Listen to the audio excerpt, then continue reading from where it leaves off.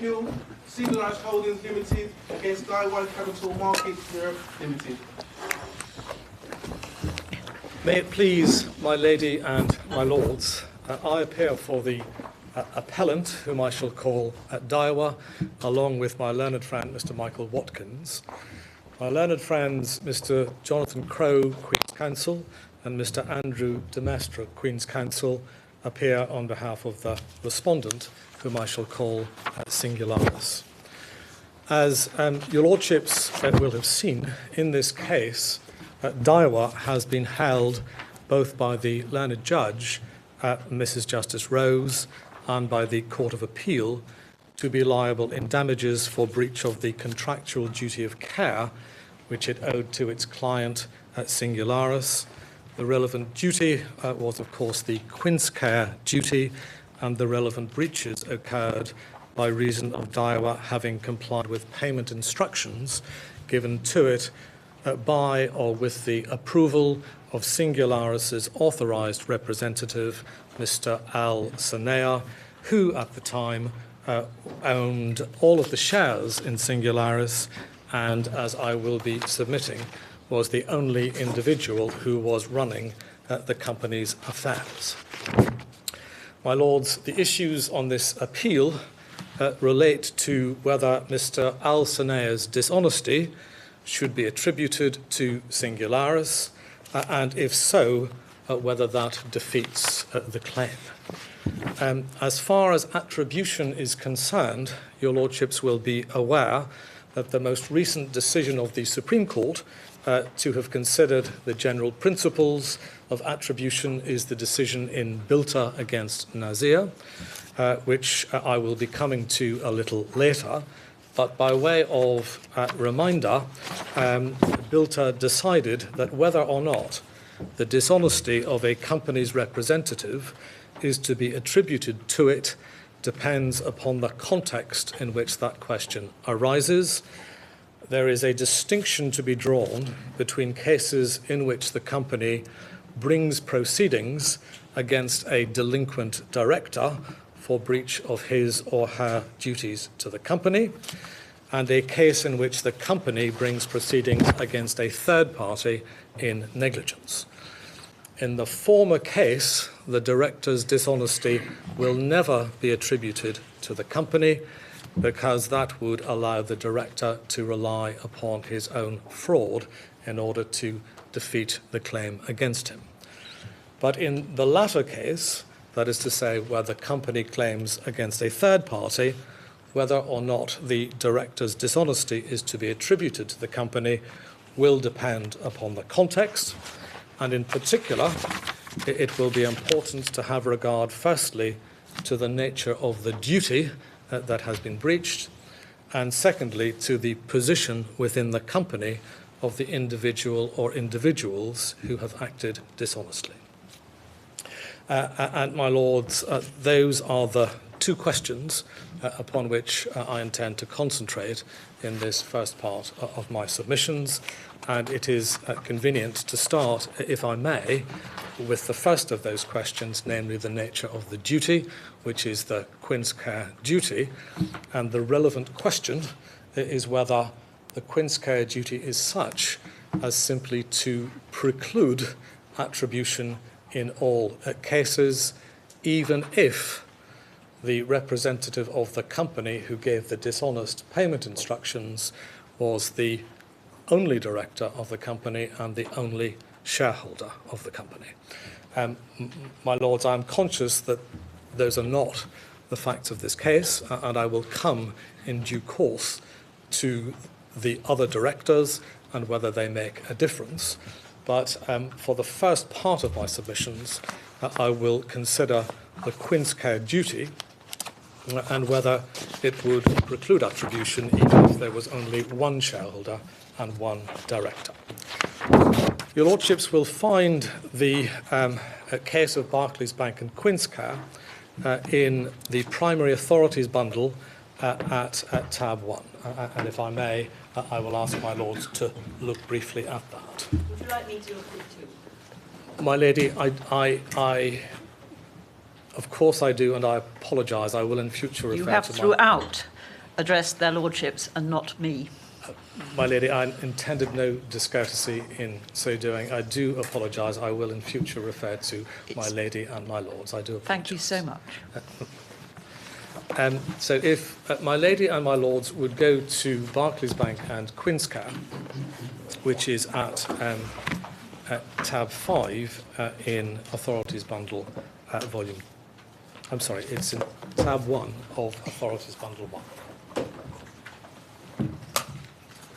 And I'm sorry to bother you again, but please do remember to give us the electronic page number of all the matters you refer to. Yes. My lady, I confess that has confused me slightly, and it is my fault. Is the electronic page number different from the bundle number, the hard bundle number? It very frequently is. I'm so sorry. But I don't know in this particular case because I haven't yet checked. Right. But if you give me a number, I can tell you whether or not it's the right one. Right. Well, I am looking at a bundle which I have as Primary Authorities Bundle Volume 1, and it is page 5 of that bundle. It's bound not to be that. 549, my lady. 549. 549. I'm very grateful. So somebody's going to have to do some quick maths. Yes.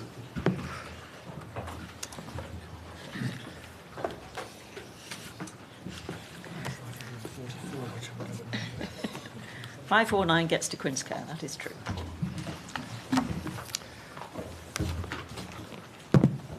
My lady and my lords, the essential facts of this case are straightforward and are summarised in the judgment of Mr. Justice Steyn, as he then was. But essentially, a bank agreed to lend £400,000 to a company formed to purchase 4 chemist shops. The chairman of the company was authorised to give payment instructions to the company's bank, and he instructed the bank to transfer some £340,000 from the company's account for what turned out to be a dishonest purpose.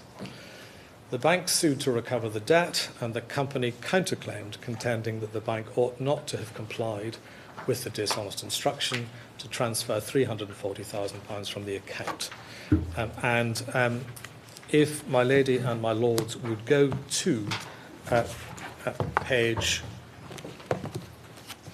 17 of the bundle, and I'm hoping that somebody will have done the mathematics to get me to the electronic bundle. 561.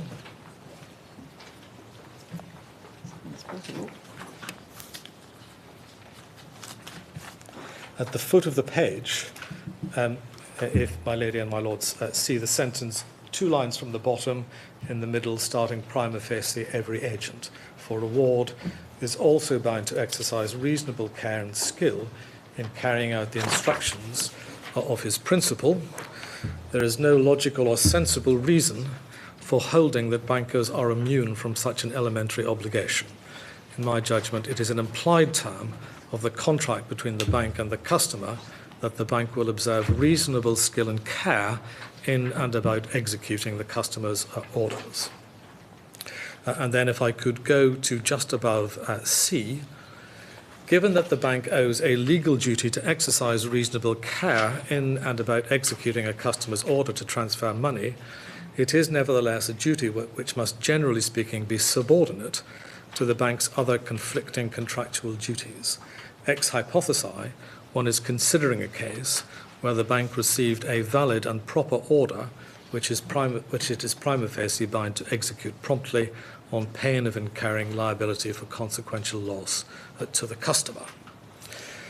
And then further down the same page, having considered how the various matters are to be balanced, just above G, in a sentence starting towards the left, Mr. Justice Steyn says, in my judgment, the sensible compromise, which strikes a fair balance between competing considerations, is simply to say that a banker must refrain from executing an order if and for so long as the bank is put on inquiry, in the sense that he has reasonable grounds, although not necessarily proof, for believing that the order is an attempt to misappropriate the funds of the company.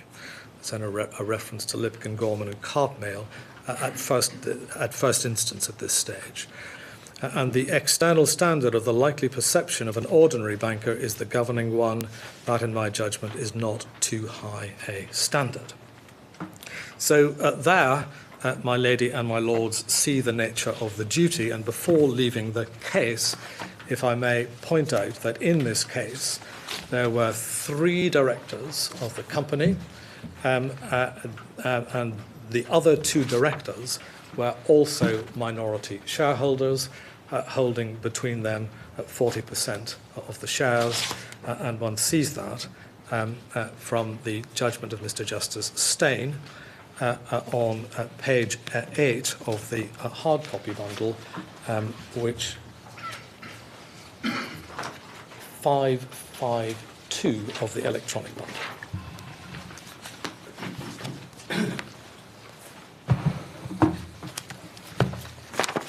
My lady, my lords, the other authority in which the nature of this duty has been considered is the decision of the Court of Appeal in Lipkin Gorman against Carpnail. I'm not sure that I need take my lady and my lords to this authority.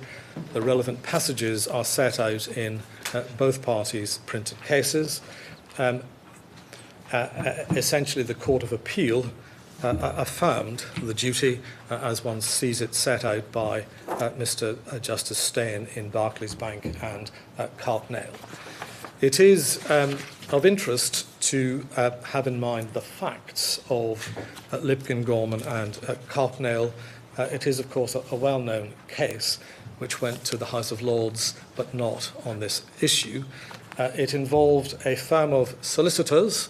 One of the partners, Mr. Cass, was authorised to draw on the firm's client account by his signature alone. Unknown to the other partners, he was a compulsive gambler, and without their knowledge, he wrongfully withdrew cash exceeding £200,000 from the account to fund his gambling habit. It was held on the facts that the bank had not been liable in negligence, but the nature of the duty was, as I said, reaffirmed. My lady, my lords, neither of these cases raised the question of what the position would be if the individual giving the dishonest instruction to the bank was the only shareholder and the only director of the bank's corporate customer. If that were the position, questions arise as to whether it would make a difference, and in particular, should the dishonesty of the only individual who owned the company and directed its affairs be treated as the company's dishonesty, and if so, what effect would that have upon the claim? And these are the questions which I will now address, and by way of overview, it will be my submission that it makes a very considerable difference in this context if the company were to have only one shareholder and one director who behaves dishonestly, because in our respectful submission, there is no principled reason to treat the individual as dishonest, but his company as innocent. There is no reason in our submission to disassociate the mind of the individual from the mind of the company in this situation. What was the situation in the Winscare case? Mr. Stiller wasn't the only director. Two other directors, my lord. Right. And were there other shareholders? The two other directors were minority shareholders holding between them 40% of the shares in the company. Yes.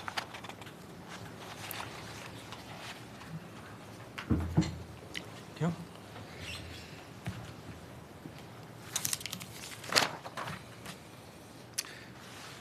So, to develop the submission I have just made, the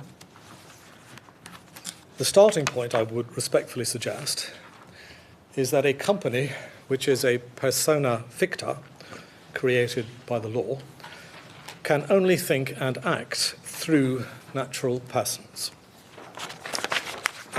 This point is made, if I may respectfully say very eloquently, by Lord Reid in a passage which we have quoted in our printed case, in the case of Tesco supermarkets and Natras.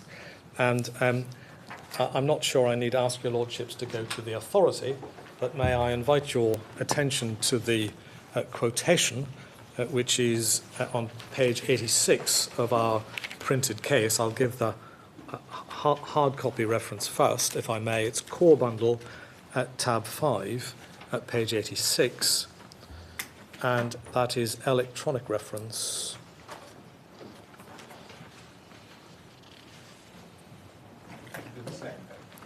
It's the same.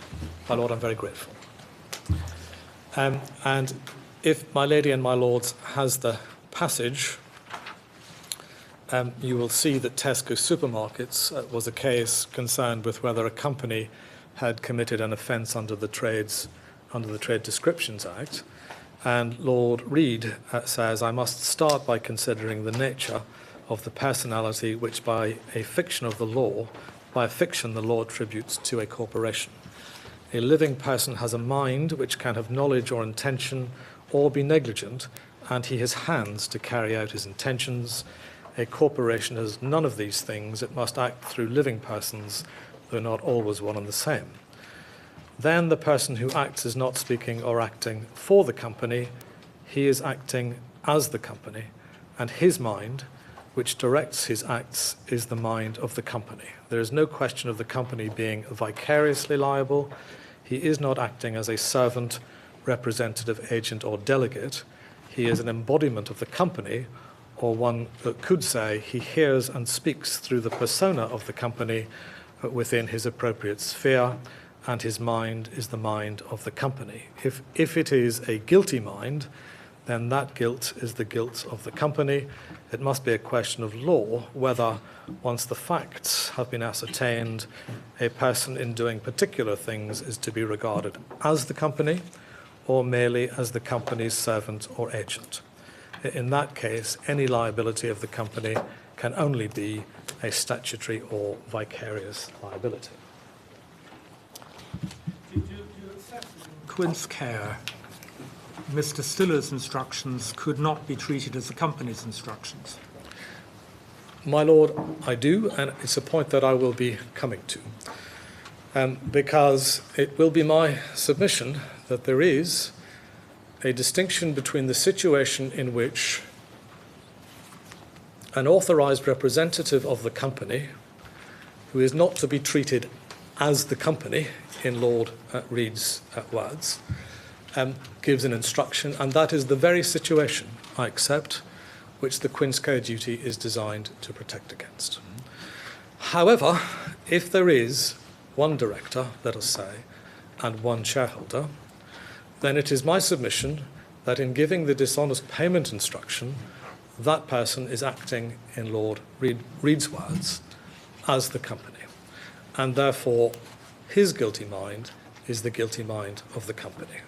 So the short answer to my Lord's question is yes, I do, but I say it is different where there is one director and one shareholder, and then I will be coming on to submit that on the judge's findings in this case, the situation is no different from that in which there is one director and one shareholder. So the critical difference is there has to be a single shareholder and director. Is that right? My lord, or the equivalent. Or the equivalent. So you say in substance that's what yes. this case is. And there might be two shareholders and two directors acting in cahoots with one another. That makes no difference.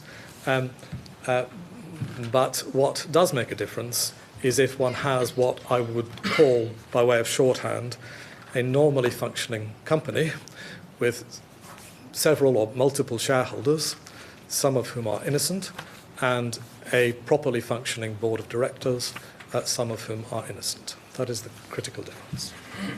And are you going to explain how or why, consistently with Salomon, the number of shareholders is of critical importance? My lord, I will, and if I may deal with that very briefly now. So if one comes to the simplest example of one shareholder and one director. It is not a question of piercing the corporate veil, and this is a point that Lord Walker addressed in Stone and Rolls. It is a question of seeking to ascertain where the mind of the company resides. Because going back to Lord Reid, the mind of the company has to reside somewhere. And if there is only one shareholder and one director, there is no option. The mind of the company rests with that individual, and if it is a guilty mind, the company has a guilty mind.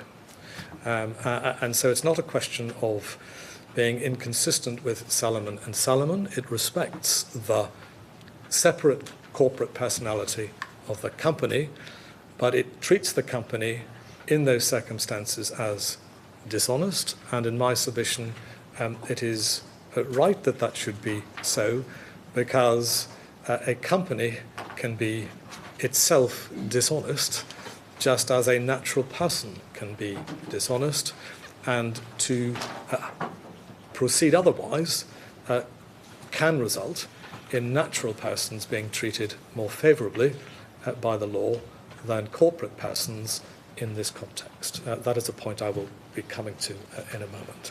But I hope that has addressed my Lord's question.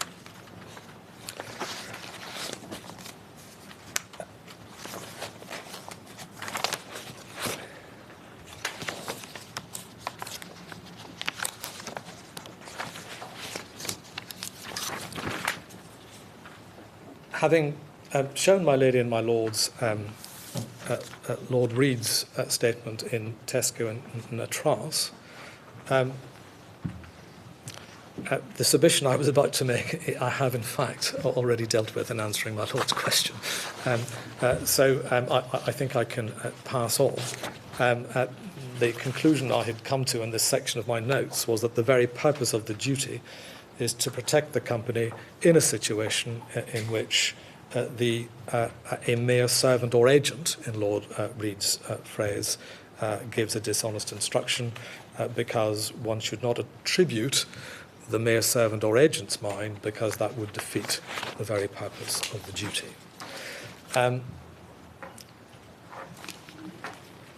My Lords, there are in my submission a number of further reasons why the proposition that I am submitting is correct. And the first is this. It really follows from what I have just said.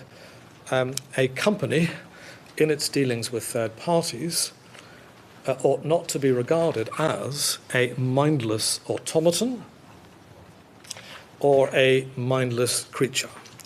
I take the phrase mindless automaton from the judgment of Lord Sumption in Bilter. The relevant passage is at paragraph 91, and we have set it out in our printed case. I needn't take up time by taking your lordships to it. The phrase mindless creature comes from the speech of Lord Walker in Stone and Rolls, which is,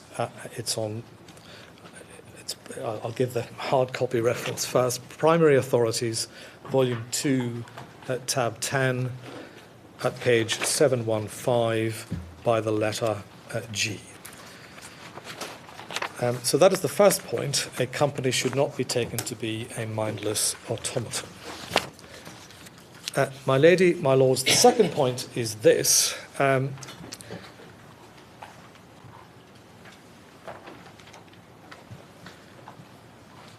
A company ought not to be treated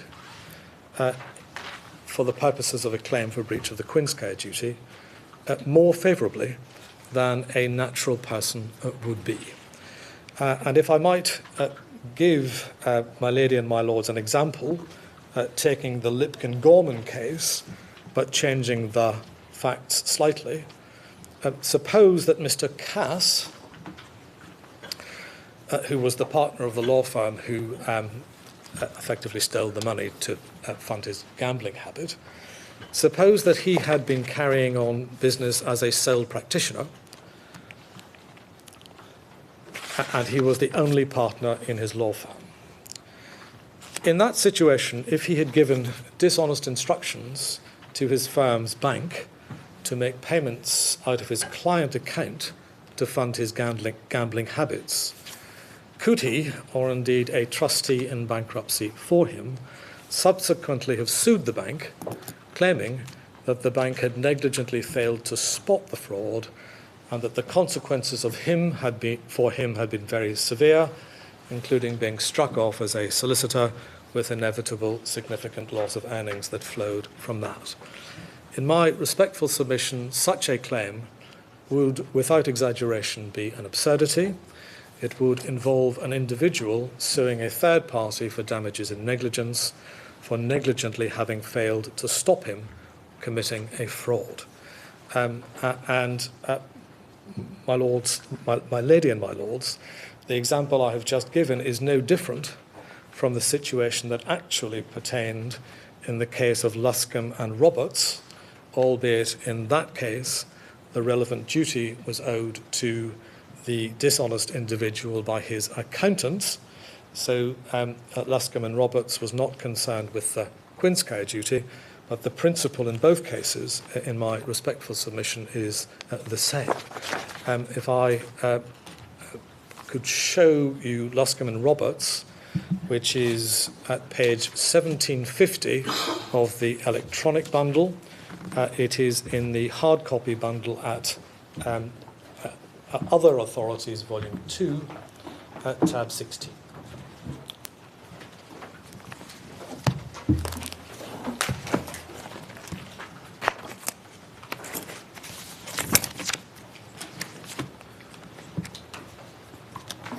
£17.50 is 17. Luscombe.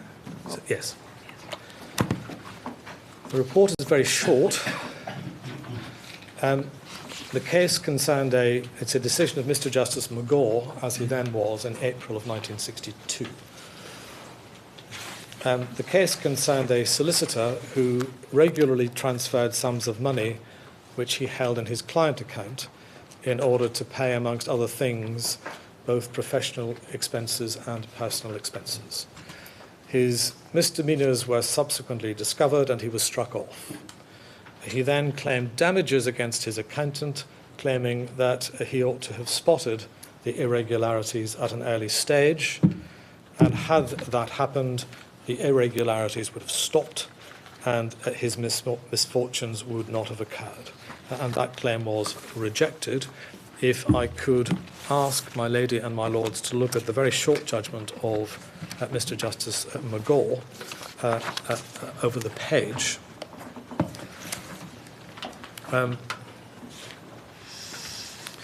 One sees, starting in the left-hand column, about one-third the way down, a sentence which starts in the middle of the page, "It was highly probable." If my lady and my lords see that. It was highly probable that if they, that is the accountants, had carried out their duties in accordance with the required standard of care, including their duty, which was a duty to the public as well as the solicitor, under the accountant's certificate rules, the irregularities would have come to light much earlier and would have been prevented for the future. And then if one could skip the next sentence and go to a sentence starting on the right-hand side, if he was acting dishonestly in dealing with his client's money, he would not be entitled to recover from the accountants any loss of any sort arising out of or connected with his own dishonesty, and that would be so no matter how great or glaring the accountant's breach of duty to him or to the public might be. And then the learned judge's finding towards the end of the judgment, last sentence on the right-hand side, however, in view of the finding that the solicitor knew that what he was doing was wrong, not only a technical breach of professional rules, but against the law of the land, his claim failed.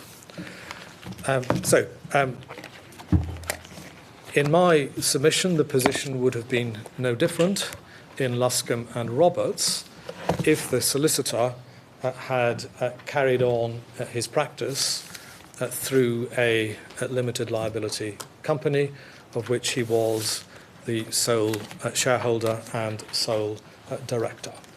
And that is how Luscombe and Roberts was treated by Lord Brown in Lord Brown's speech in Stone and Rolls, in a short passage which, if I may, I will ask my lady and my lords to look at. I will give the hard copy bundle reference first. It is Primary Authorities Bundle at tab 10 at page 727. It's Primary Authorities Bundle, volume 2.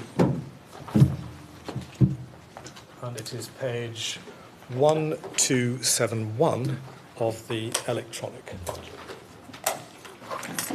See, juniors really do have a purpose. My lord, my lady, beyond even finding the correct transcript references. I'm so sorry. It's Stone and Rolls, volume 2, Lord Brown.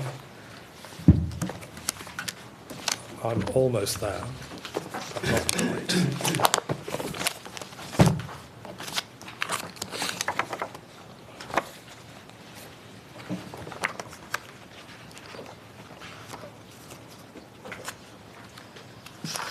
Yes. So,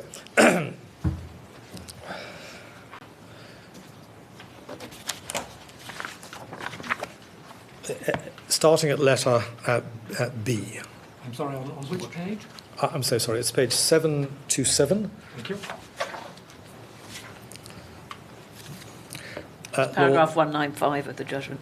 Yes, it is. I'm very grateful. Lord Brown says, my lords, suppose a solicitor practising on my own account I engage an accountant to complete my annual tax return. I have earned fees of £200,000 with a view to defrauding the revenue. I tell him that my fees were only £100,000 and provide him with my fee book for only 6 months of the year. He neglects to query this despite being provided with documents showing travel expenses incurred over the full 12-month period. The revenue are not so stupid, and eventually my fraud is uncovered. I'm charged the shortfall and heavily fined into the bargain. Can I sue my accountant in negligence or for breach of his contractual duty of care towards me? Plainly not. There could hardly be a more obvious application of the ex terpi causa principle to bar my claim. Luscombe and Roberts illustrates the point. Suppose then I am bankrupted, can my trustee in bankruptcy bring the claim for the benefit of my creditors? Equally, plainly not. He enjoys no better claim than I had. Suppose then essentially the same scenarios, but this time I have incorporated my practice and carry it on as a one-man company. Would that bring about a different result? Would the accountant in those circumstances become liable for whatever losses the fraud ultimately occasioned the company? It would be odd were it to be so, and in my opinion it is not so, and could not be so ever since the rejection over a century ago of Lord Bramwell's view expressed in Abrath and North Eastern Railway that a company as a fictitious person is incapable of malice or motive. Once it is recognised that a company can itself be fraudulent, there could be no clearer instance of it than that suggested above, unless perhaps it is this very case. So that is how Lord Brown dealt with Luscombe and Roberts in Stone and Rolls. Obviously, that wasn't an uncontroversial position to adopt. My Lord, if I may respectfully say, that is an understatement. Stone and Rolls is a very controversial case, and I will be coming to it, and I will be showing my lady and my lords what was said about it in the judgment of the Supreme Court in Bilter.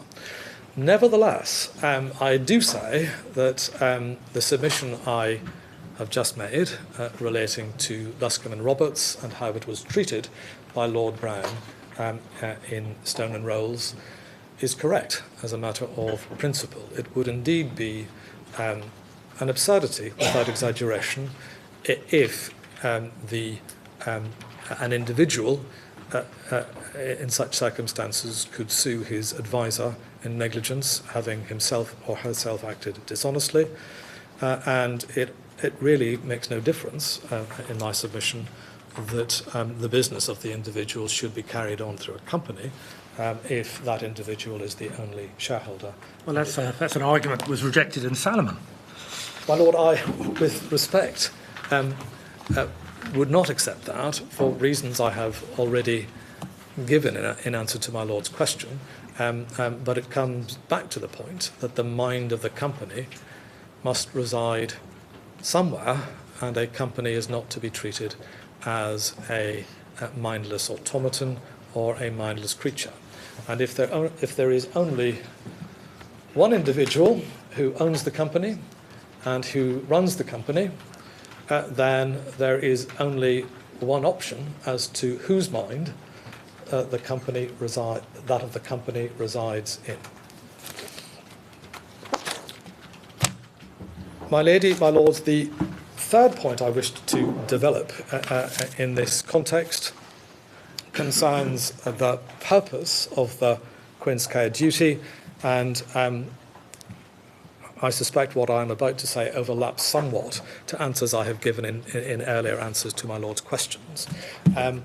But if I may deal with this by going, first of all, to paragraph 184 of the judgment of the learned judge at first instance, the hard copy references core bundle tab B7 at page 248.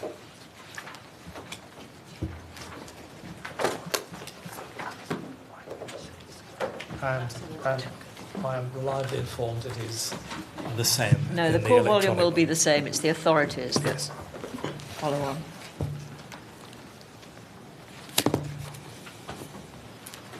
And I'm sorry, the paragraph number was? My Lord, 184. Thank you.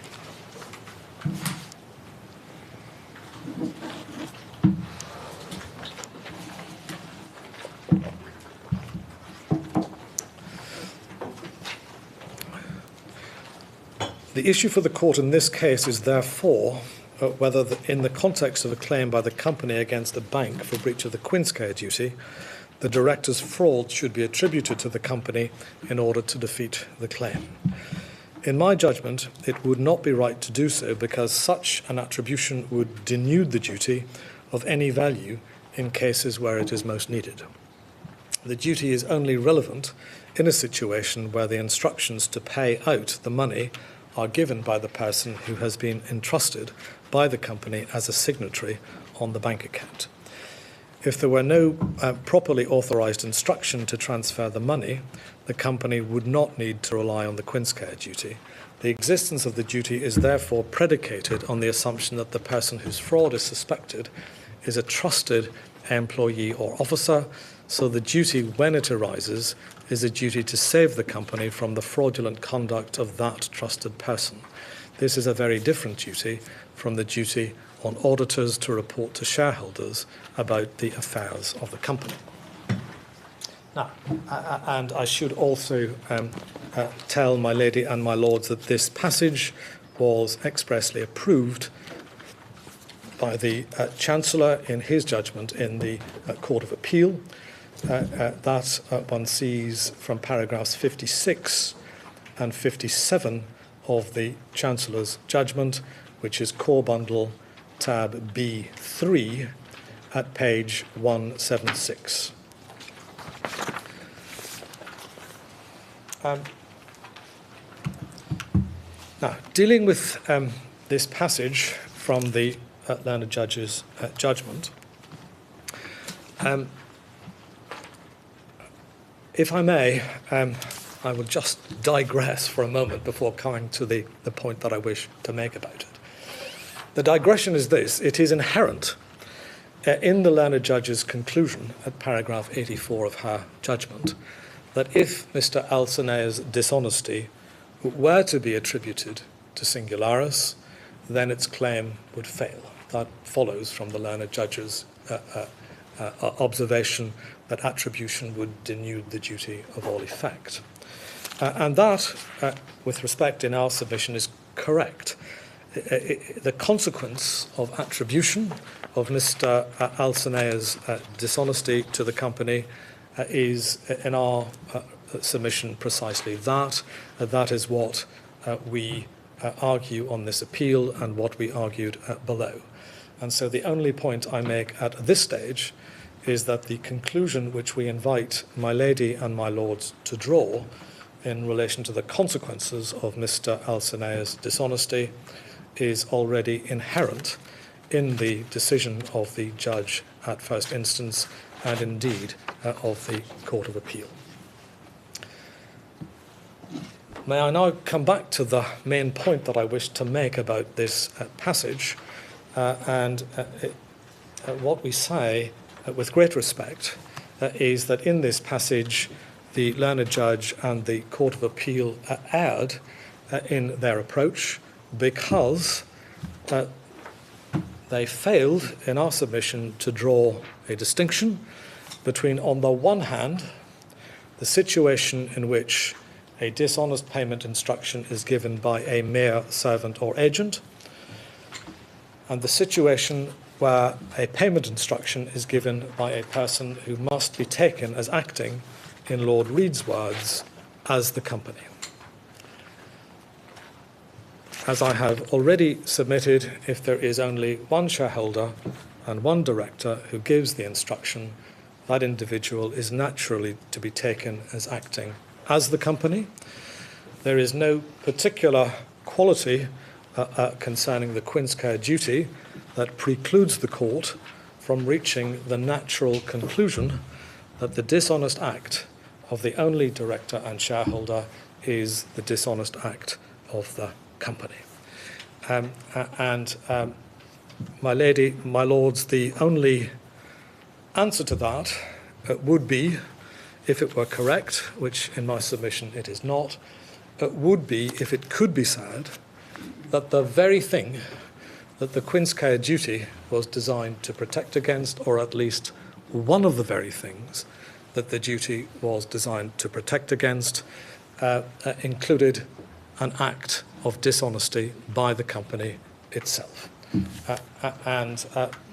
My lady, my lords, I'm not sure that it is submitted that that is the purpose of the Queen's Care duty, and so I will say no more about it at this stage. We have submitted in our printed case that it would be very difficult to conceive of a duty, the very purpose of which was to protect a person against that person's own acts of dishonesty.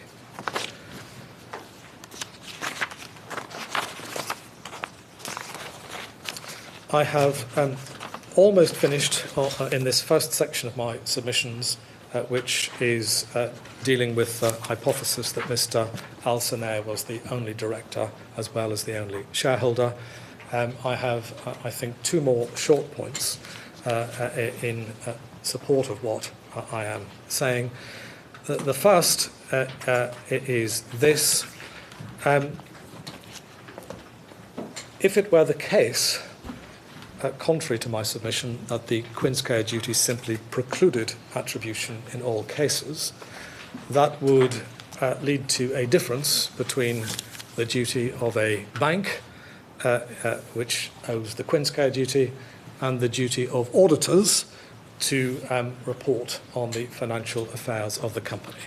Because one has seen from previous cases, I have in mind in particular Stone and Rolls, conscious of the controversial nature of that decision, but also the decision of Mr. Justice Hobhouse in the case of Berg, which I will be coming to, which is not, as far as I'm aware, regarded as a controversial decision. There would then be a difference between auditors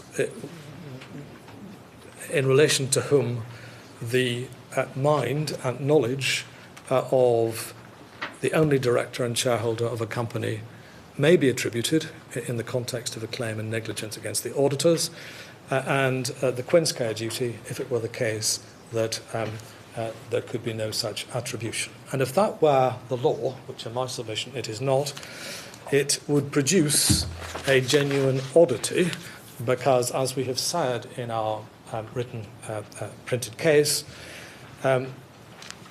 auditors are, as part of their primary function, paid to detect fraud. It is an important part of their role. The Queen's Care duty, as I have shown my lady and my lords, is subordinate to the bank's primary duty to pay upon receipt of an authorised payment instruction, and it would be very odd indeed, in my respectful submission, if banks were to be treated more harshly by the law when dealing with questions of attribution of dishonesty than auditors.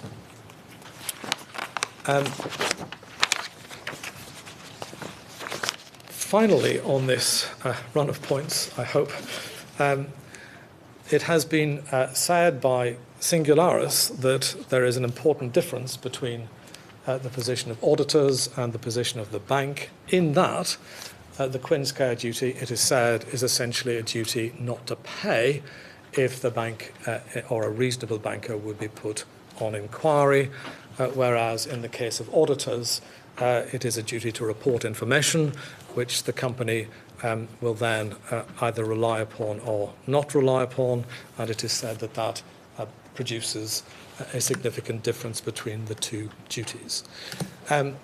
My lady, my lords, even if one were to accept, and I'll say something about this in a moment, that the Queen's Care duty is essentially a duty not to pay if a bank would be put on inquiry, this is a point which does not go to attribution at all.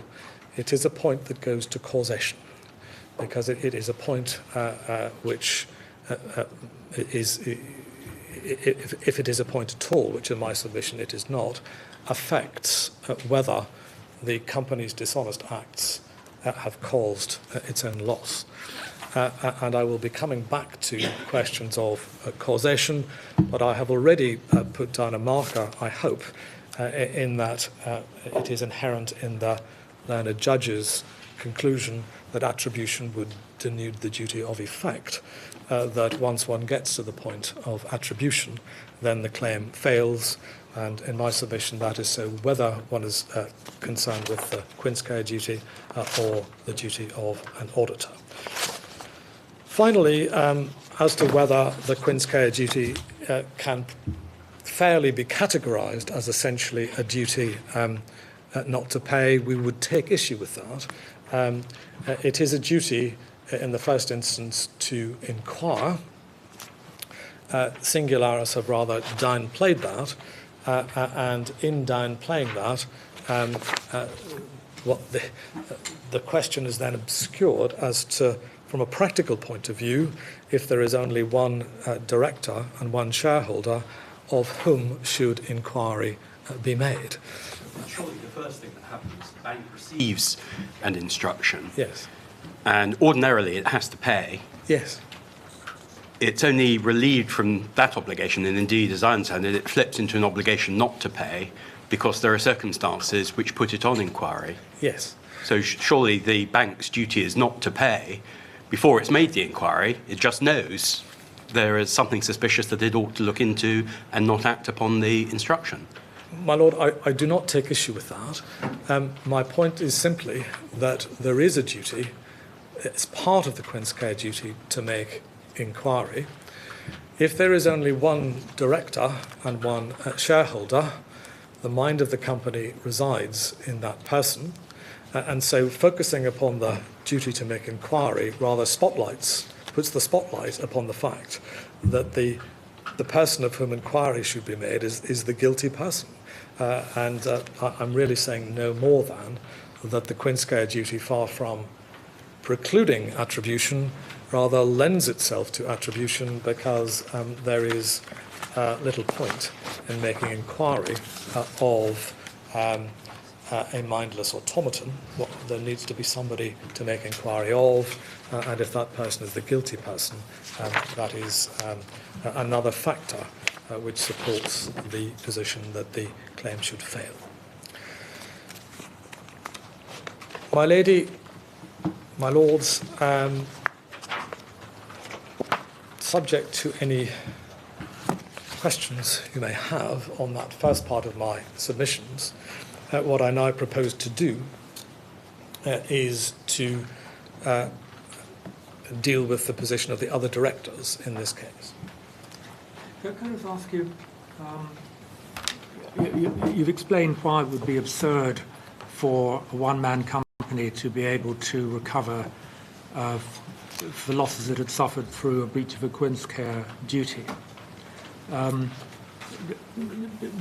you adopt the same position if the action's being brought by a liquidator of a company because it's become insolvent and he's bringing a claim for the benefit of the company's creditors? My Lord, I do. I will be saying something briefly about creditors in due course.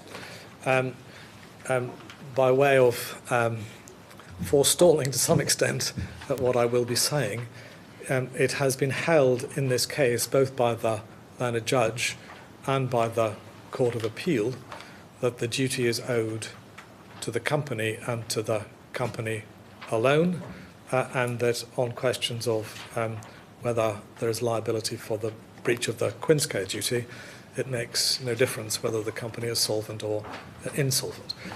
That was also the position that was taken by Lord Walker in Stone and Rolls, who held that the liquidators can be in no better position to bring a claim than the company itself would be, and that therefore the fact that the company in Stone and Rolls was either insolvent or on the verge of insolvency did not affect the question of attribution and the effect that attribution had on that claim. My Lord may also have seen that in his judgment in Bilter, Lord Neuberger, with whom Lord Carnwath and Lord Clark agreed, left open the question of whether the decision of Mr. Justice Hobhouse in Berg would have been decided the same way if the company had been insolvent at the date of breach.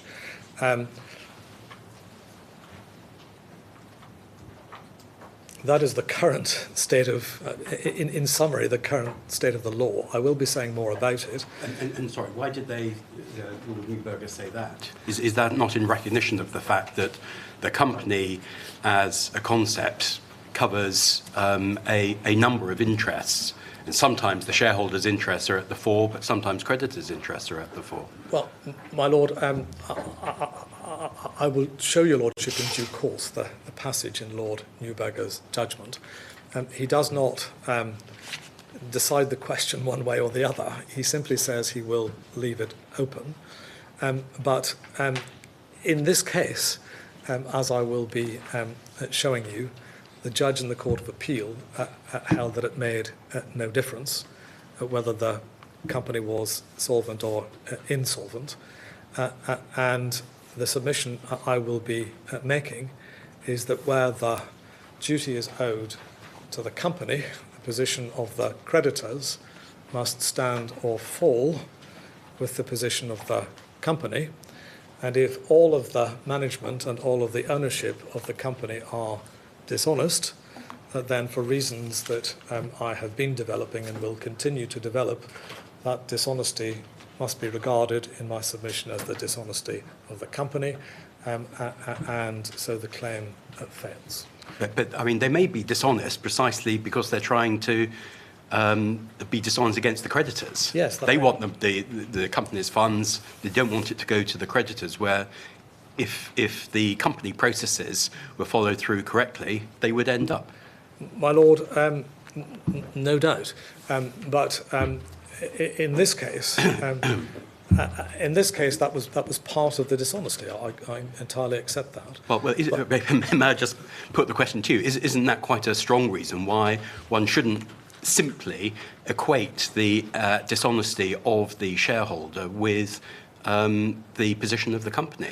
My Lord, in my submission, no is the answer to my Lord's question, because the creditors form no part of the ownership and management of the company. Ultimate control of the company's affairs rests, of course, with the shareholders, with their voting rights in general meeting. They will ordinarily delegate the running of the company's affairs to the board of directors, although in a dysfunctional company, that may be taken over by one dominant director, which is what I'm about to come to.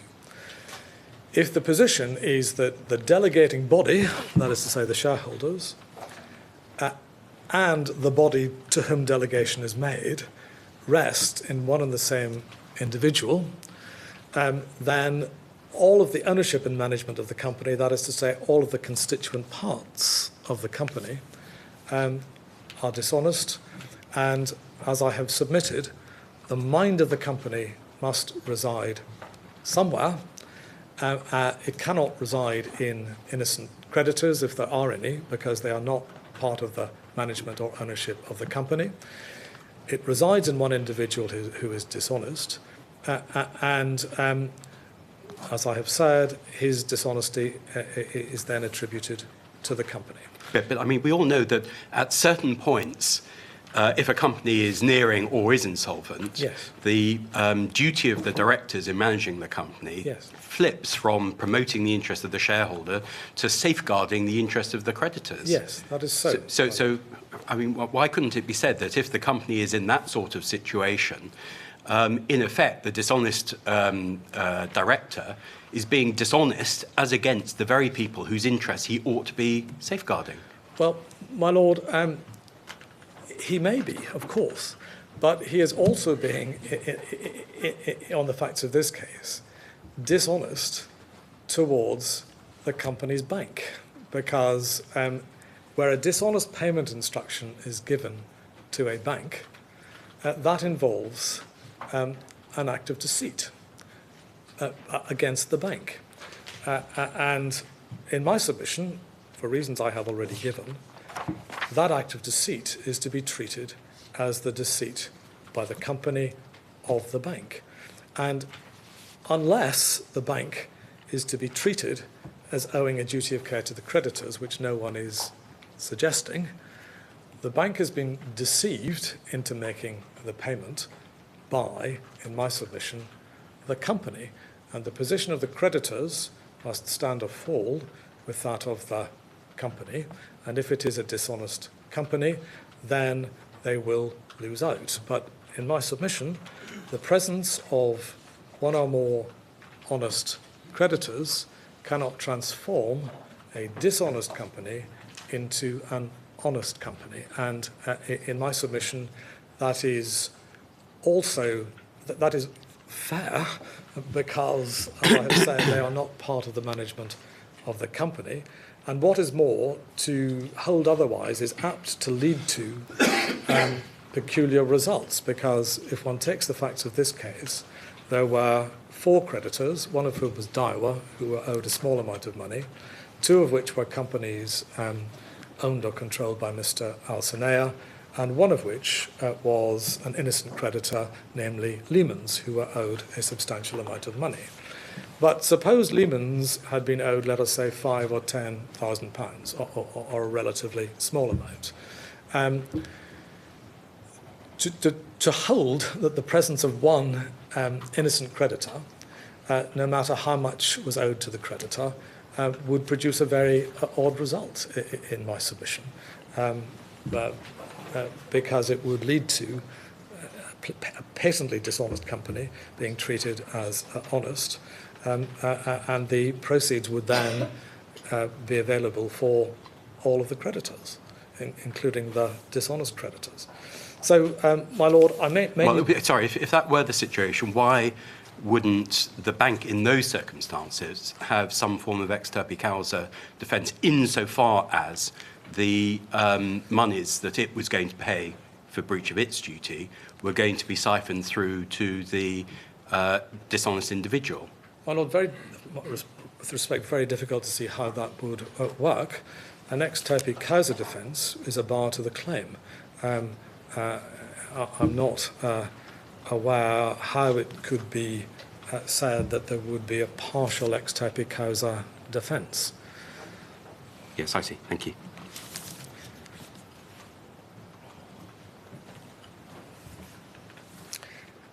My lady, my lords, I was about to deal with the position of the other directors and whether they make a difference or whether, in my submission, the position is no different from it would have been if Mr. Alsanair had been the only shareholder and the only director. As far as the judge's findings are concerned, if I may introduce this by inviting my lady and my lords to look at the agreed statement of facts and issues at paragraph 3, which is in the core bundle at page 52.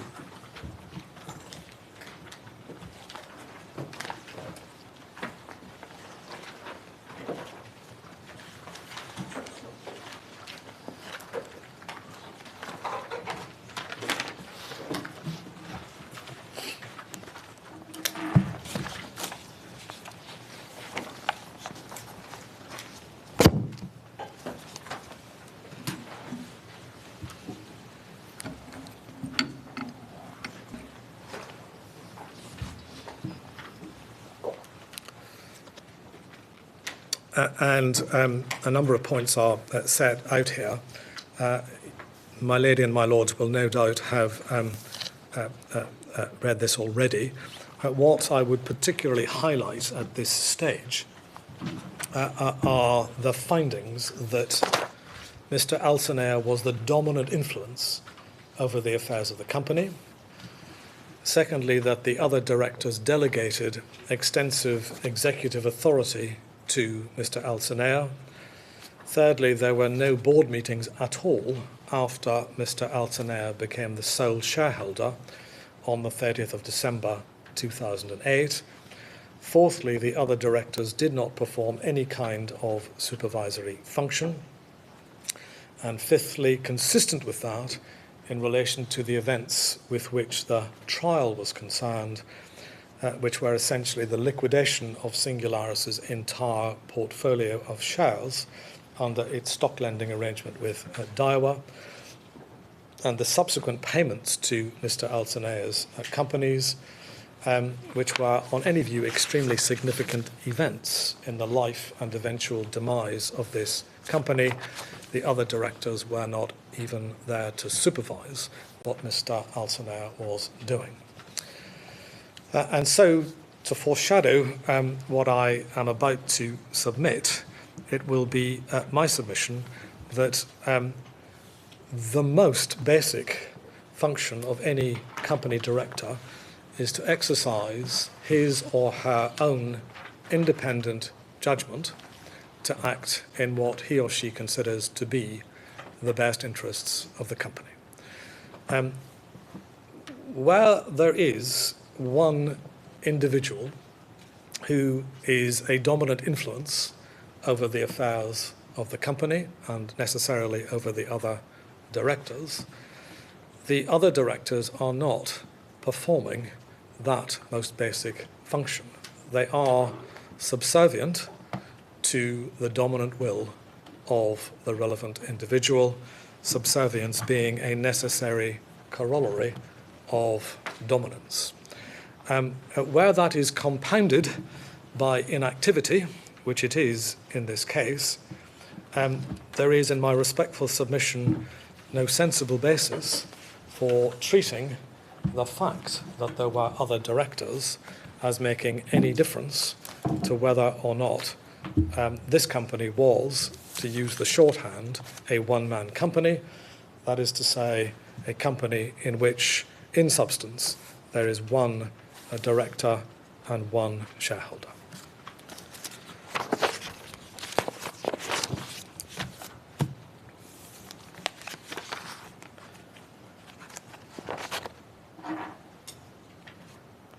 I now need, if I may, to ask my lady and my lords to look at some authorities. And before coming to Stone and Rolls, I, if I may, would observe, as I have already said, that in cases which are concerned with a breach of the Quince Care duty, the representative of the company who gives the instructions will, in most cases, if not invariably, be practicing a deceit on the bank. And one sees that very clearly in This case, because for the largest of the payments, which was for $180 million, Daiwa did seek an explanation for the payment and was given two explanations by Mr. Alcinea, or more accurately, explanations that were approved by him and passed on by Mr. Wetherell, which were, if I may say, a pack of lies, and they included the submission to Daiwa of sham documents. So a deceit was undoubtedly practiced by Mr. Alcinea on Daiwa, and it is my submission that that act of deceit is to be treated as the company's deceit. And so before getting to stone and rolls, if I may, I will remind my lady and my lords of some older authorities which deal with attribution to a company in cases where the company is said to have committed a civil or criminal wrong. By way of reminder, we don't need to go to it. This line of cases starts with the well-known case of Leonard's carrying against Asiatic Petroleum in 1915. We don't need to go to that because the modern law on this subject is now dealt with in the decision of the Privy Council in Meridian Global Funds Management against Securities Commission. And hard copy reference is Other Authorities, Volume 2, tab 17. And the electronic reference is page 1752.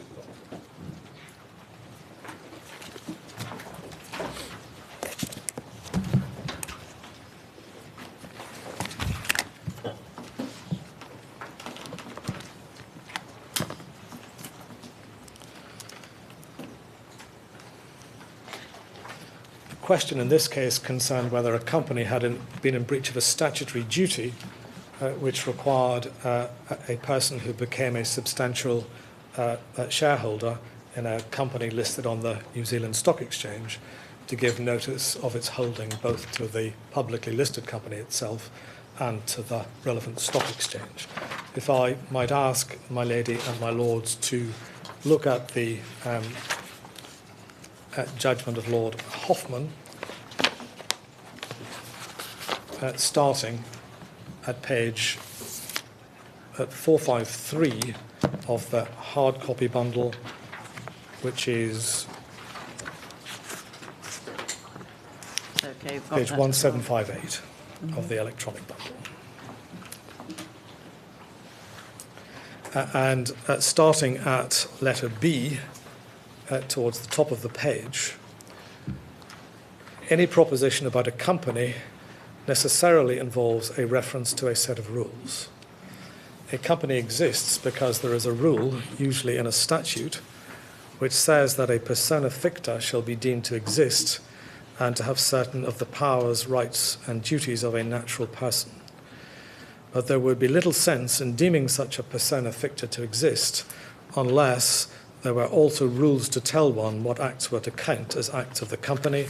It is therefore a necessary part of corporate personality that there should be rules by which the acts are attributed to the company. These may be called the rules of attribution. Then, if I could invite my lady and my lords to go forward to page 458 in the hard copy.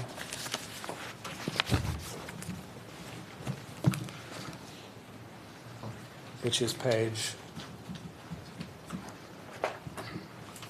1763 in the electronic bundle.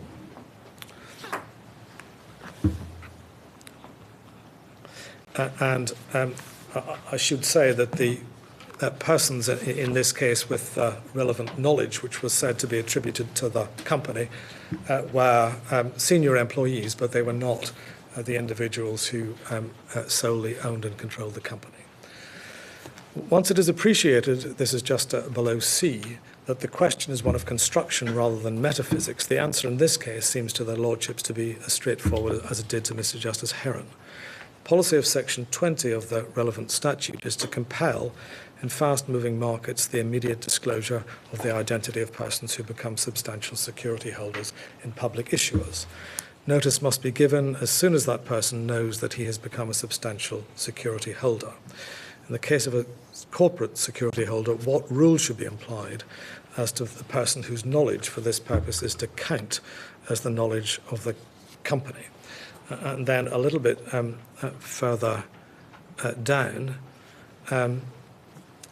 just above G, it was therefore not necessary to inquire whether Mr. Koo could have been described in some more general sense as the directing mind and will of the company, but their lordships would wish to guard themselves against being understood to mean that whenever a servant of a company has authority to act on its behalf, knowledge of that act will, for all purposes, be attributed to the company. It is a question of construction in each case as to whether the particular rule requires that the knowledge that an act has been done or the state of mind with which it has been done should be attributed to the company. Sometimes, as in resupply ready mixed concrete, and this case it will be appropriate. Likewise, in a case in which a company was required to make a return for revenue purposes, the statute made it an offence, held that the mens rea of the servant authorised to discharge the duty to make the return should be attributed. On the other hand, the fact that the company's employee is authorised to drive a lorry does not in itself lead to the conclusion that if he kills someone by reckless driving, the company will be guilty of manslaughter. There is no inconsistency. Each is an example of an attribution rule for a particular purpose, tailored, as it always must be, to the terms and policies of the substantive rule. And to summarise what, in my submission, one gets from this case is that there may be circumstances, depending upon the rule that has been transgressed, in which the knowledge of a person who may be regarded as a mere servant or agent of the company will be treated as the company's knowledge. I'm not suggesting that this is such a case, but there may be such cases. In other cases, it may be necessary to show that the person in question was the directing mind and will of the company in a general sense, and in other cases, and I would not dissent from the proposition that this is one, it may be necessary to show that that person was not only the directing mind and will in a general sense, but also the only shareholder of the company. But I do say, and this is for the purposes of the question of whether the deceit that was practiced on Daiwa was the act of the company, where it can be shown that the person who practiced it was the directing mind and will of the company in a general sense, and the only shareholder, then it is, in my submission, clear that the act of deceit was the act of deceit of the company. And I should also point out that it has been accepted, it was accepted in argument in the Court of Appeal by leading counsel on behalf of Singularis that Mr. Al-Sanea was the directing mind and will of Singularis, and clearly he was. And so, my lords, we say that if one approaches the question, first of all, by asking whether Mr. Al-Sanea's deceit is to be regarded as the deceit of Singularis for the purposes of the tort of deceit, the answer is clear, it was, and at the risk of getting ahead of myself, once one gets to that position, the answer to this case is, in my submission, straightforward, because if the company deceived Daiwa, then the only answer to that claim would be, if it were to be said, that the very thing that the duty was designed to protect against is the company's own act of deceit. And I'm not sure whether that is going to be suggested, and I have already submitted that that would be a very difficult position to take. Now, that's looking at it through the prism, as it were, of the tort of deceit. In my submission, it would be surprising if one were to get to a different conclusion when looking at it from the point of view of the claim which the company itself has brought, asking whether the company as claimant is to be treated as fixed with the dishonesty of Mr. Alcenea.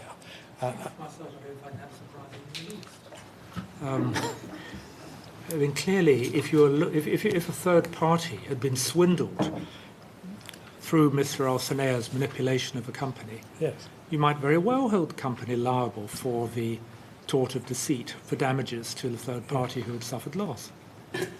But it doesn't follow from that when you're looking at matters the other way around and asking whether the company, in this case, the bank is liable to the company for a breach of a Quince care duty of care, that the same approach should be adopted. I mean, that would fly in the face of Lord Hoffman's whole approach, that you ask what is the purpose for which attribution is being made. Yes. My Lord, I have already said I'm not suggesting one takes the approach of Lord Hoffman, namely that if it's a mere servant or agent, because that is the very purpose of the Quince care duty.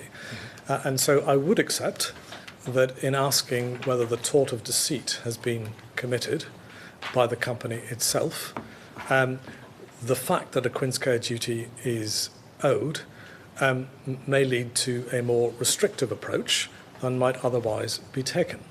However, what I would not accept is the point I started with, namely that a company may act as a mindless automaton. And so if there is really only one person whose guilty mind could be said to be that of the company, then I say the company has committed the tort of deceit against Daiwa.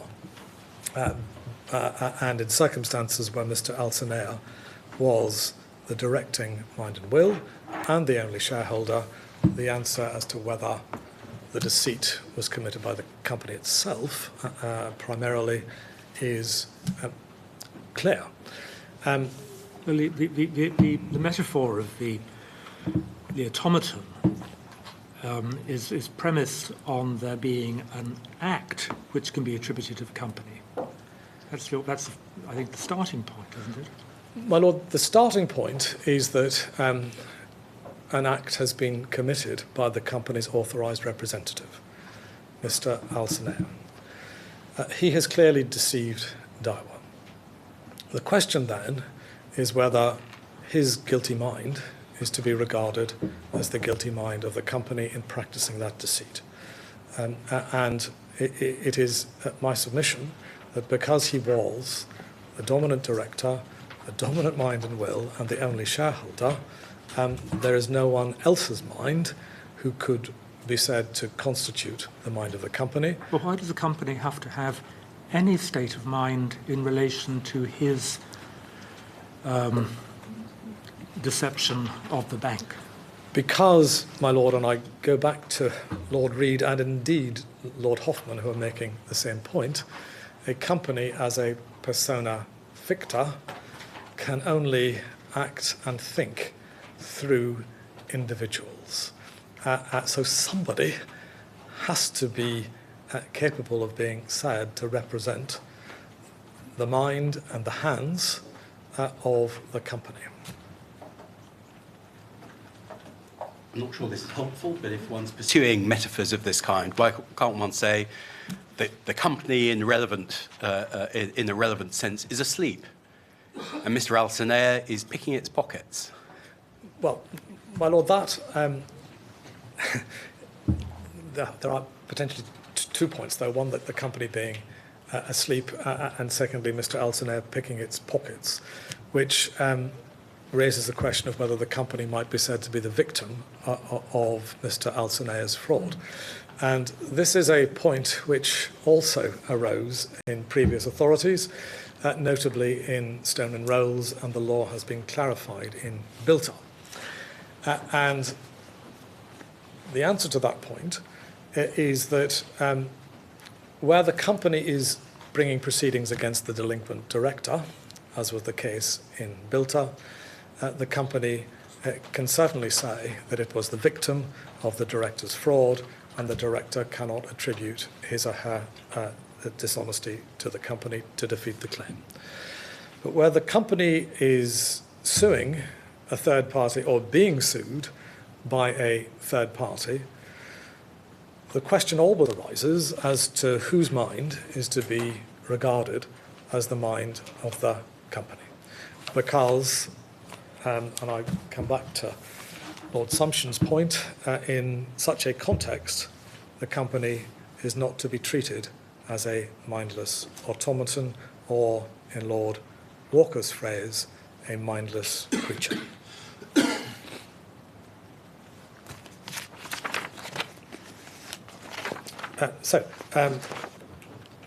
Where I had got to was looking at it from the point of view of the tort of deceit, and I was about to turn to looking at it from the point of view of the company's claim, which brings me to Stone and Rolls, and then to what was said about Stone and Rolls in Bilter. First of all, Stone and Rolls is clearly a controversial decision, and the ratio is elusive, and my lady and my lords will have seen what was said about it by Lord Neuberger in Bilter. And so I don't want to spend too much time on it, but I do need to show my lady and my lords relevant passages so as to put in context what Lord Sumption summarised in Bilter. The facts of the case were essentially that the company was wholly owned and controlled de facto by a rogue called Mr. Stochovic. He was not a director. He was said to be a de facto director, and he held a power of attorney for the company. There was a board of directors which did not run the company. Mr. Stochovic did that. The shares were owned by an Isle of Man company, which in turn was owned by Mr. Stochovic's family trust. My lady and my lords will see the facts summarised in the judgment of Lord Justice Reimer in the Court of Appeal at hard copy page 1400 E to G of the report. I'm so sorry, it's page 624 of the authorities bundle. That's primary authorities bundle at tab, volume 2 at tab 10. And the fraud in question consisted essentially of Stone and Rolls extracting money from third-party banks upon the basis of a deceit which caused the banks to believe that various commodity trades were taking place. The money so extracted was then paid away to a number of sources, including Mr. Stochovic himself. So essentially, the company committed a deceit against the banks for which it was primarily responsible, and it then sued its auditors, saying that they should have spotted the deceit, and if they had done so, they would have pointed it out to the relevant authorities, they would have resigned, and the fraud would then have ceased. So the company, in liquidation, sued the auditors, and the House of Lords, by a majority of 3 to 2, held that the claim failed. What I wanted to show, my lady and my lords, is what was said about attribution and what was then summarised by Lord Sumption. So, if I might ask you to go to the authority in Primary Authorities Bundle, Volume 2.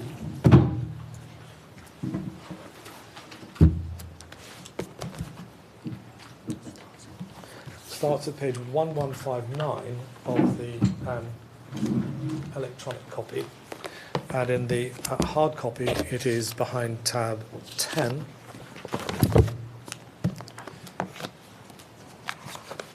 And the passage in the speech of Lord Walker that I wanted to go to starts at paragraph 161 on page 716 of the hard copy, page 1260 of the electronic copy.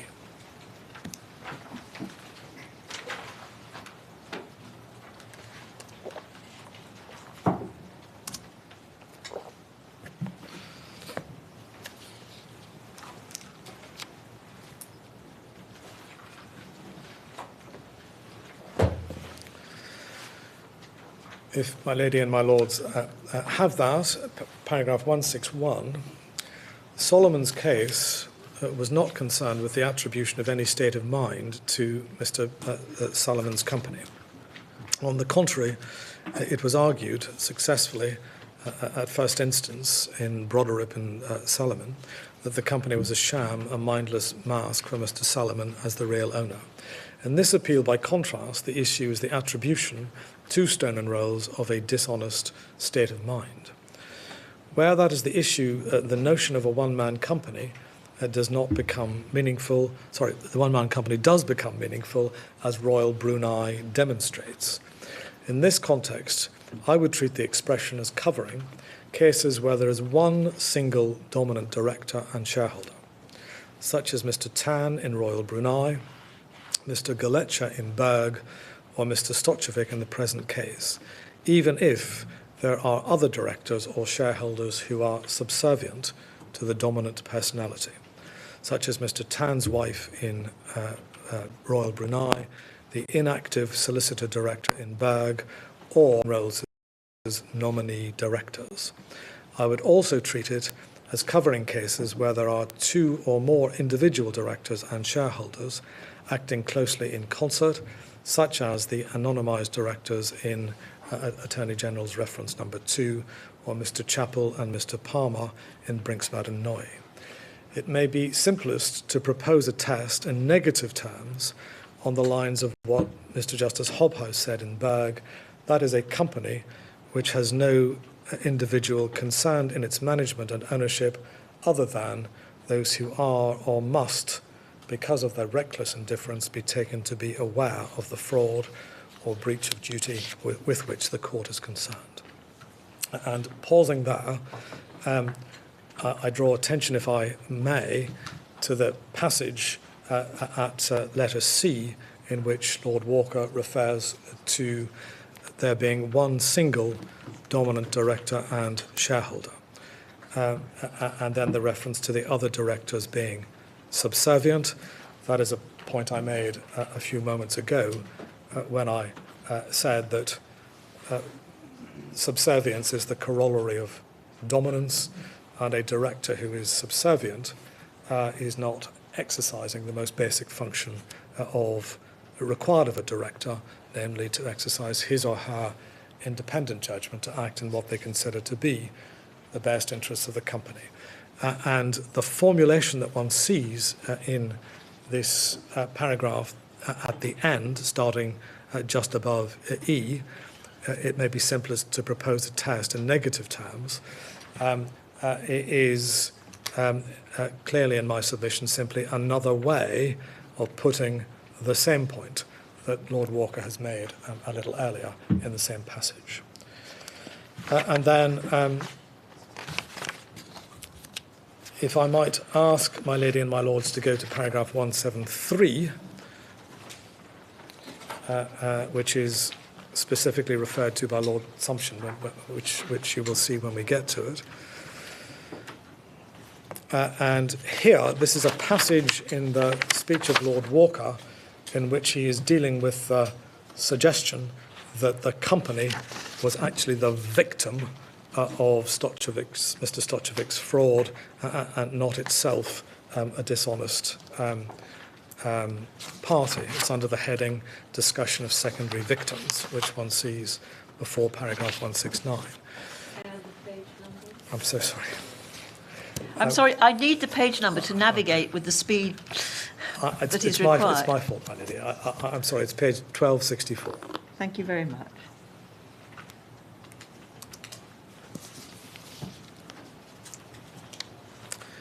So at 173, Lord Walker says it's unnecessary to speculate further about the commercial terms in which gangs of robbers or fraudsters might expect to organise their criminal activities.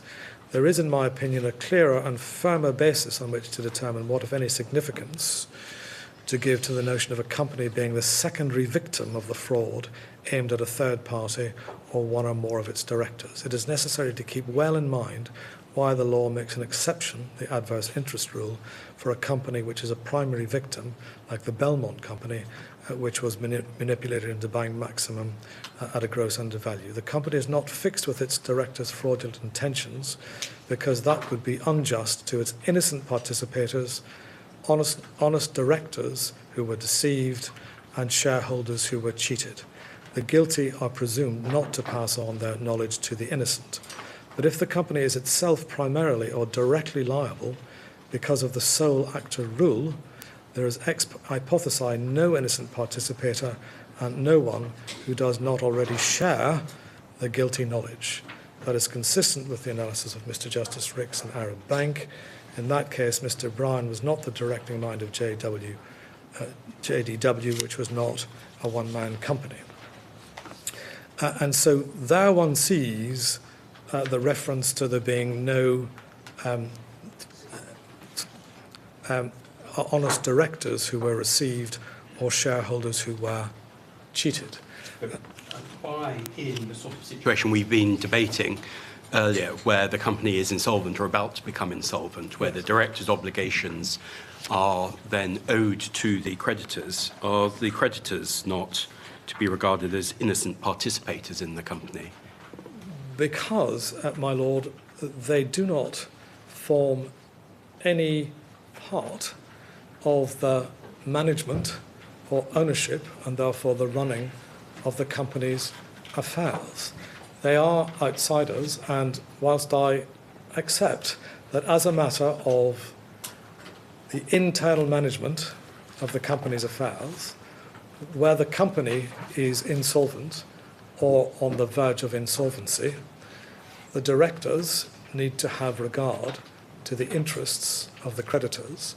That does not make the creditors, in the words of Lord Walker, participators in the company.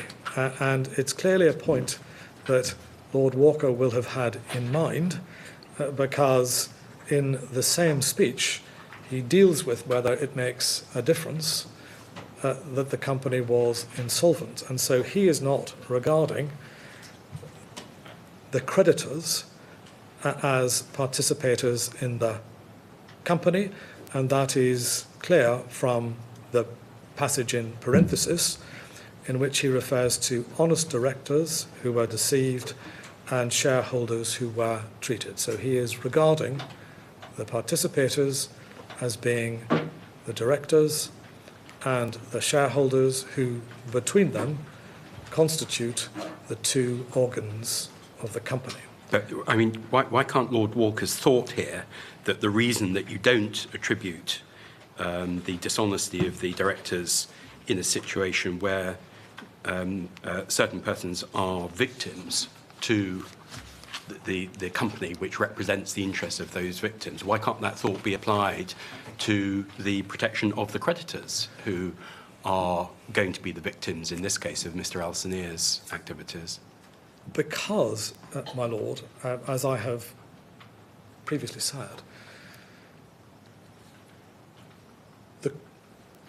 the creditors are not participators in the running of the company in any way. And so, where a question arises of whether a company is to be treated as having acted dishonestly, that question is to be answered by considering the mental state of those who were participators in the company, to use Lord Walker's language, that is to say, the directors and shareholders. And,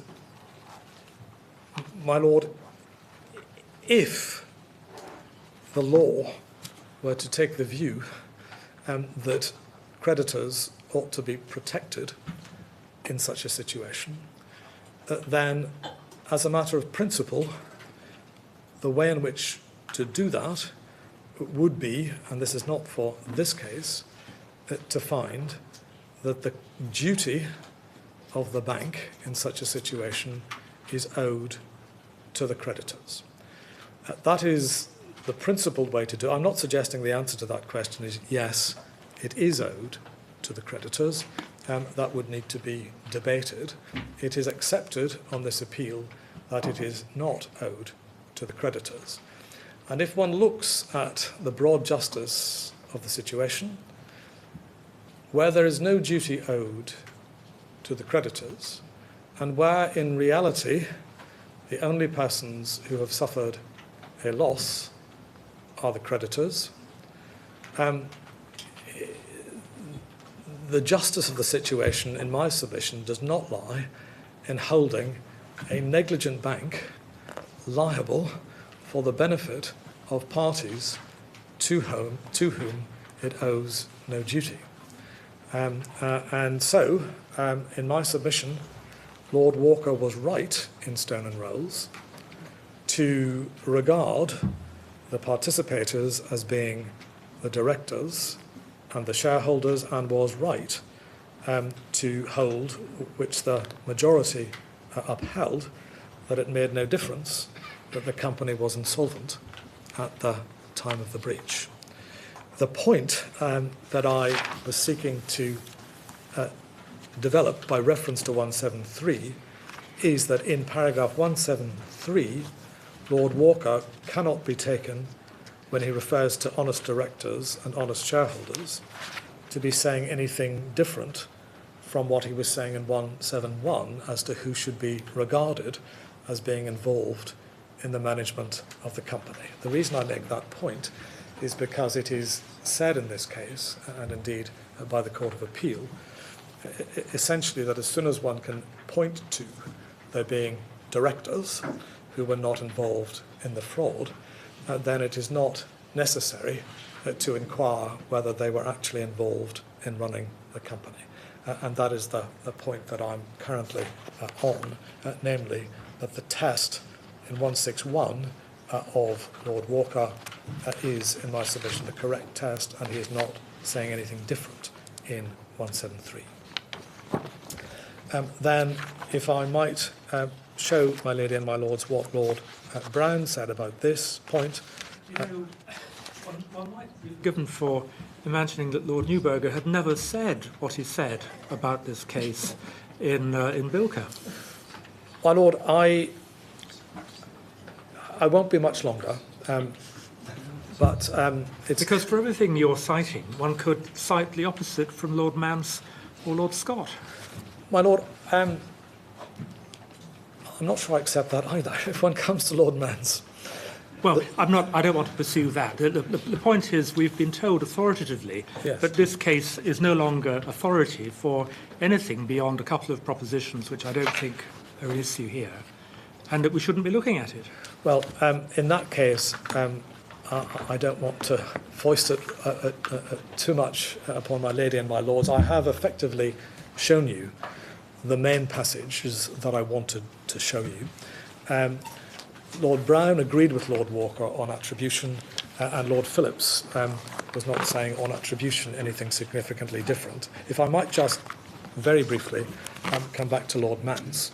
The reason why Lord Mance disagreed with the decision of the majority was that he took the view that the duty owed by the auditors to the company expanded to protect the interests of the company's creditors in the situation where the company was insolvent.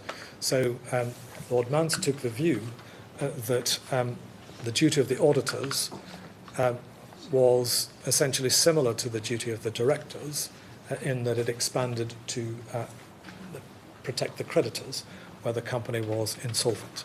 And for that reason, he took a different view. If he had not taken that view, that Lord Mance would have accepted, I think it is fair to say, that there should be attribution and that the claim should then fail. So, perhaps I might go to Bilta. And my lady and my lords will find that in the primary authorities bundle at volume 2 behind tab 5. And that is electronic reference, page 893.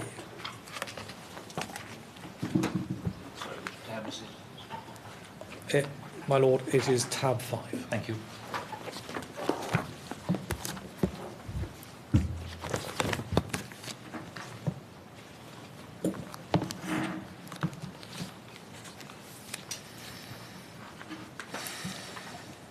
And this case involved a claim by a company in liquidation against its former directors for dishonestly having breached their fiduciary duties owed to the company. It was also brought against two individuals who had dishonestly assisted them in their scheme. And it was said by the directors that their own dishonesty should be attributed to the company, and that defeated the claim, and not surprisingly, that was rejected.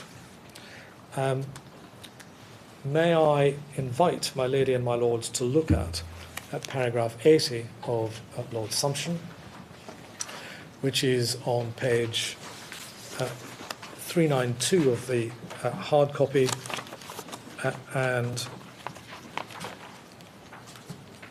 page 926 in the electronic copy.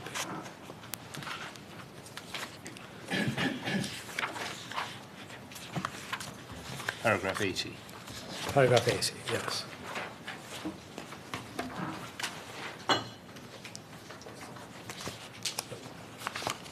Hope I've not given my lords the wrong reference. Paragraph 80 in the hard copy, 382. page 382. Thank you. My lady and my lords have that. Lord Sumption, summarising Stone and Rolls, says Lord Phillips and Lord Walker were agreed on 3 points for which the case is accordingly authority.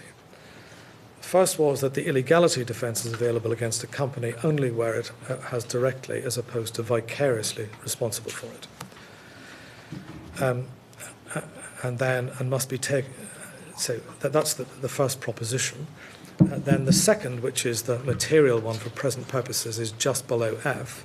Secondly, the majority was agreed in rejecting the primary argument of the auditors that once it was shown that the directing mind and will of a company, whether generally or for the relevant purpose, had caused it to defraud a third party, and that the company was relying on that fraud to find its cause of action, the illegality defence necessarily barred the claim. Both Lord Phillips and Lord Walker, that's a reference to the passage I've shown at my lady and my lords, rejected this submission as too broad because it would involve the attribution of the agent's dishonesty to the company, even if there were innocent directors or shareholders. And if I may pause on innocent directors or shareholders, Your Lordships and my lady, I hope, have my point that in referring to innocent directors, that must be taken to be a reference to persons who are actually performing the role of directors by exercising their own independent judgment, and not to persons who are subservient to the dominant will of a dominant shareholder and director. Accordingly, both of them regarded it as critical that Stone & Rolls was a one-man company, i.e. a company in which, whether there was one or more than one controller, there were no innocent directors or shareholders. Thirdly, Lord Phillips and Lord Walker were agreed that as between a one-man company and a third party, the latter could raise the illegality defence on account of the agent's dishonesty, at any rate where it was not itself involved in the dishonesty. And then, if I might invite my lady and my lords to go to the judgment of Lord Neuberger, giving the judgment of himself, Lord Clark and Lord Carnworth, starting at paragraph 24 on page 262 of the hard copy.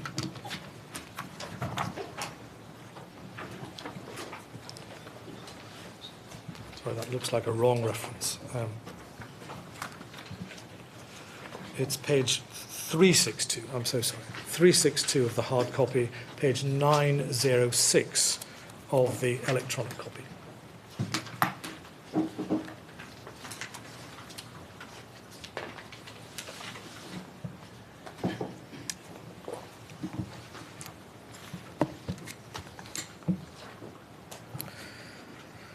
And Lord Neuberger says at paragraph 24, particularly given the difference between them as to the ratio of Lord Phillips and subject to what I say in the next 4 paragraphs, I am of the view that so far as it is to be regarded as strictly binding authority, Stone and Rolls is best to be treated as a case which solely decided that the Court of Appeal was right to conclude that on the facts of that particular case the illegality defence succeeded and that the claim should be struck out.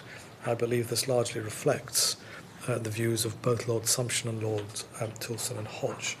It would be unsatisfactory for us to leave the case without attempting to provide some further guidance as to its effect, insofar as we fairly can. For that purpose, I welcome Lord Sumption's enumeration of the 3 propositions which he suggests in paragraph 80 can be derived from Stone and Rolls. With the exception of the first, I agree with what he says about them, although even the second and third are supported by only 3 of the judgments, at least one of which is by no means in harmony with the other 2. Subject to that, I agree that the second and third propositions which Lord Sumption identifies in his paragraph 80 can be extracted from the 3 judgments in Stone and Rolls. Those propositions concern the circumstances in which an illegality defence can be run against a company when its directing mind and will have fraudulently caused loss to a third party and it is relying on the fraud in a claim against a third party. The second proposition, with which I agree, is that the defence is not available where there are innocent shareholders or, it appears, directors. The third proposition, with which I also agree, is that the defence is available, albeit only on some occasions, not in this case, but in Stone and Rolls itself, where there are no innocent shareholders or directors. And then Lord Neuberger goes on to say, I need to say no more about the second proposition, which appears to me to be clearly well-founded. And then Lord Neuberger goes on in the following passage to deal with the point which I mentioned a little earlier, namely whether the decision in Berg would be treated in the same way if the company were insolvent, which he leaves open. And then at paragraph 30, subject to these points, the time has come, in my view, for us to hold that the decision in Stone and Rolls should, as Lord Denning graphically put it in Re King, be put on one side in a pile and marked, not to be looked at again. So there one sees what is said about Stone and Rolls in Bilter. And if I may, I will summarise the position in relation to the role of other directors as far as the law is concerned, and then deal with the facts of this case as found by the judge. And what we say is that for the purposes of Singularis's claim for breach of the Queen's Code duty, we submit that upon the judge's findings, Singularis should be treated no differently than if Mr. Alcenea had been the sole director as well as the sole shareholder.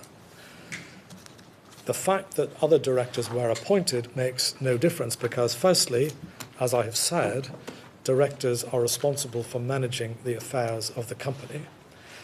Secondly, in discharging that responsibility, a director must exercise his or her own independent judgment to act in what they consider to be the best interests of the company. And a director who was under the dominant influence of the company's sole shareholder, and a dominant director is subservient to the will of that dominant personality, and a director who is subservient is not performing the most basic function that a director should perform. The passages that I have shown, my lady and my lords, in paragraphs 161 and 173 of Stone and Rolls support this analysis. And in Bilter, Lord Sumption, in the passage in paragraph 80 of his judgment, in which he summarised Stone and Rolls, was plainly, in my submission, not intending to say anything different from what Lord Walker said in Stone and Rolls.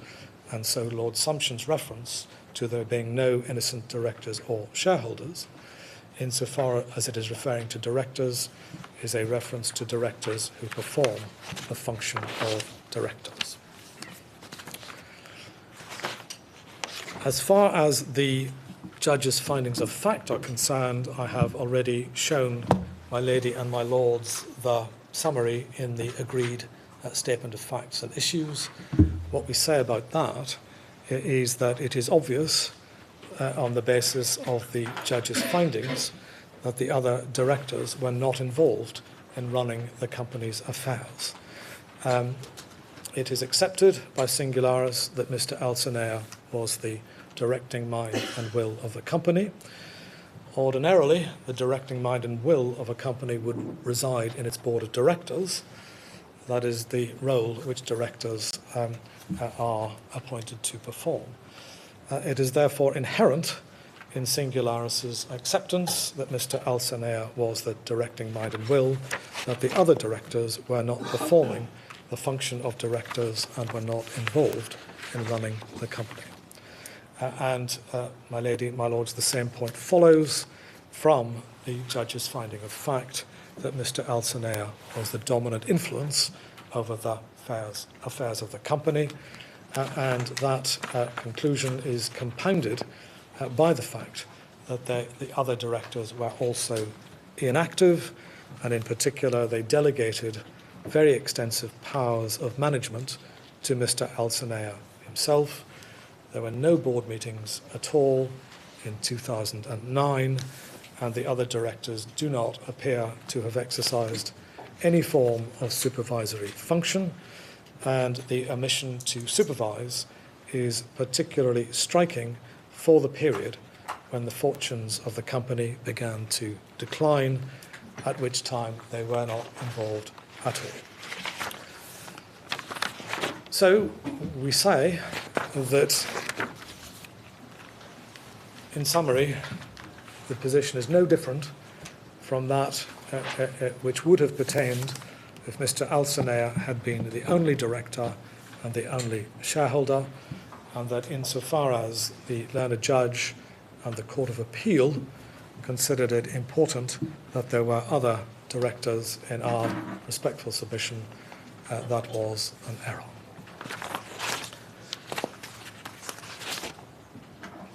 On this point, there is, as my lady and my lords will have seen, an issue about burden of proof.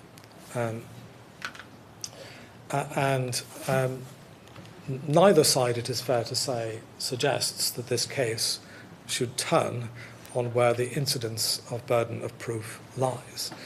But in case anything should turn on it, the question is, does the burden fall on Singularis to prove that the other directors were involved in running the company, or does the burden fall on Daiwa to prove a negative, that is to say, to show that the other directors were not involved in running the company? In case anything should turn on it, I will say something very briefly about it. We have dealt with it in our printed case at paragraphs 42 to 47, which is pages 77 to 79 of the bundle. And what we say in brief summary is that the burden in relation to a particular evidential question will depend upon the circumstances of a given case. Generally, the burden will lie on the person making the relevant assertion. One sees that in a short passage from the judgment of Viscount Dunedin in the case of Robbins against National Trust Company, which is Other Authorities at Bundle Volume 2, tab 21. The relevant passage is at page 584, and the electronic reference for my lady and my lord's note is page 1889. I was not proposing to ask my lady and my lords to turn it up. Well, you're certainly not going to ask us to do it this afternoon. No. If you look at the time, there's a clock over there. My lady, I see the time. If I might just finish this short passage with my lady's... Well, I was hoping that you would. I will. So, in the present case, the allegation that the other directors played an active part in the management of Singularis was expressly made by Singularis in its pleaded case. We have given the references in our printed case, and for my lady's note and your lordship's note, it's paragraphs 8.2 of the particulars of claim, paragraph 9.22 of the reply, and then most expressly in some further information that was given, which you will find in core bundle tab B14, starting at page 408. And so there has been an express allegation which has not been established that the other directors played an active part in running the company's affairs. And finally, on this point, a different conclusion, namely that the onus lies on Singularis, would be very surprising indeed, because it would require Daiwa to prove a negative in relation to the internal management of Singularis, a company in the management of which, of course, Daiwa was not involved.